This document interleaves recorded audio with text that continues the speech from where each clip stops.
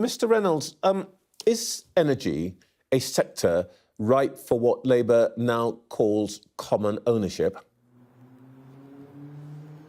Well, good morning, Trevor. Nice to be joining you from Staley Bridge this morning. Look, common ownership, public ownership, will always be a part of our plans for some sectors. But I think specifically when you're talking about wholesale energy costs and the crisis people are facing in terms of their energy bills, it's not the solution that will find the way forward for the position people are in. I mean, the energy crisis has come from complacency. It's come from the fact the government, cut the green crap, and the energy efficiency programme in 2015 was stalled by David Cameron's government. The nuclear programme hasn't proceeded. You haven't seen onshore wind progress because of the Blockham government policy that existed. And crucially, energy storage, the enormous gas storage field in Roughfield in 2017 was closed because the government wanted to save money. So the choices that people have been made in government have directly affected the cost of living crisis that we're facing today. So there will be parts of public services where common ownership will be part of our plans, but it would be wrong to present it as the solution to this particular crisis, which is frankly down to government policy and poor decisions being made. OK, so no nationalisation from Labour for the moment, but the price cap was originally a Labour idea, put forward by Ed Miliband, I think. It is now below the cost of gas on the world market, so it can't stay where it is. Would you raise the price cap or just get rid of it? No, look, let's be clear. So Labour's plans in 2015, Trevor, were for a freeze on energy prices whilst we reconfigured the energy industry to try and change the vertical integration of energy companies to get price transparency on wholesale energy costs. You'll remember companies would come on your programme and say, we don't actually make any money. Of course, it was nonsense. So we wanted to restructure the industry. Now, the price cap that is in effect at the moment, effectively, people should think of it as a long-stop fixed tariff. So most people are familiar with fixing their energy costs. What you've got with the cap is a long-stop form of that for people who haven't got a policy in place themselves. Now, that's obviously the right thing, because how can individual households cope with the volatility in wholesale energy prices, which we are currently seeing? So anyone trying to suggest that that should go and all of this volatility and problems should be put onto individual households, I think is fundamentally wrong. Don't forget that companies, well-run companies, should hedge their costs against that cap. So I understand what people are saying in terms of how we'll see some suppliers not be able to get through this. It's a combination, frankly, of government policy in terms of the wider energy picture, which I think is responsible for that. We shouldn't be so dependent on the kind of volatility and energy wholesale prices that we've seen. That is where government attention should have been, not in trying to put more of the pressure on this onto individual households. Yeah, but to be clear, you wanted a price cap to stop profiteering. The energy companies are not profiteering right now because of the cost on the wholesale market. So, would you allow the price cap, if you were in government, to rise to a point where at least energy companies could break even? No, Trevor, because that would then get rid of the point of that, which is to protect households from that volatility, and therefore the government and energy companies should be managing those risks rather than all of that risk being put onto households. Don't forget, Trevor, it is already under this government risen once, it's going to rise again. It's coming at a time when inflation is going up, when universal credit has been cut, when it's hard to get petrol, where supermarket shelves, if you can get the food, the prices are going up. We cannot surely be saying in a crisis like this, let's put more of the pressure onto individual households. That again would be another failure of government policy. It wouldn't be acceptable. What the government should be doing is trying to help people get through this crisis, not put more pressure onto them. So Labour's way of managing the risk is to allow more companies than the 12 who've gone out of business this year to go out of business, with the consequent loss of jobs, for example. Well, of course, you will know, Trevor, when a supplier goes out of business, the system then picks up those customers and perhaps the workforce to an alternative supplier.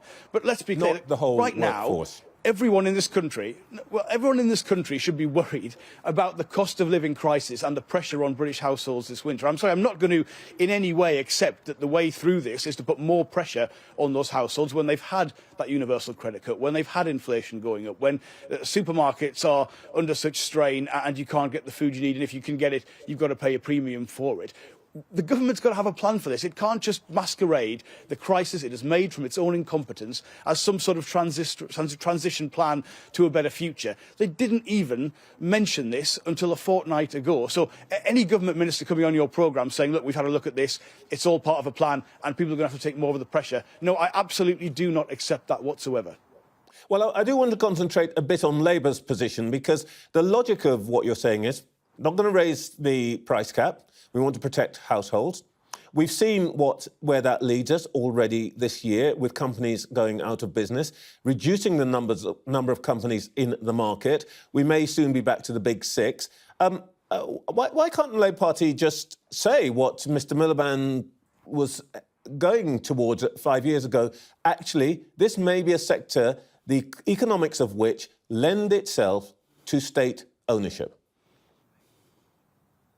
Well, I think, frankly, if we were saying that right now, it would be a distraction from the poor government choices that have been made, and the fact that there's a wider problem here that goes beyond the energy sector, which is about how struggling households are having a really tough winter, and there is not enough action from the government to alleviate that. And actually, in many cases, like with that universal credit cut, it's making things far worse. Of course, there's a question mark as to the long-term future of how the government's current policy, which has been to promote a lot of smaller companies in the marketplace, with the price cap. Clearly that hasn't worked, and there's got to be an investigation, a consideration of that. But what I want to talk about, I want to talk about the real household pressures people are facing. And if people think we're off on a diversion, on a favourite hobby horse, that I don't think would be the right way to do this. People need to understand that the crisis we're currently facing is directly down to government policy. They're making that situation even worse with the other decisions they have made. That is the priority right now for us, and that should be the priority for the government too.